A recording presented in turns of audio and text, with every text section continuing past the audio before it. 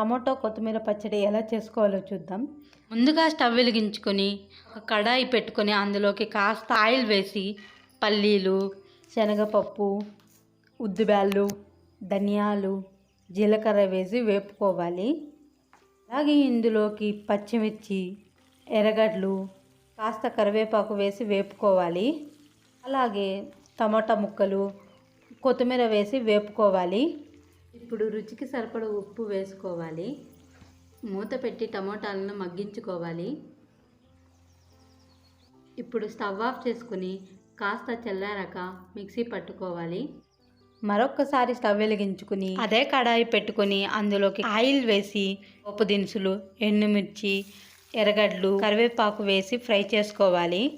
ముందుగా మిక్సీ పట్టుకున్న పేస్ట్ని ఇందులోకి వేసి బాగా కలుపుకోవాలి. మీరు కూడా ట్రై చేసి ఎలా వచ్చిందో కమెంట్ చేయండి.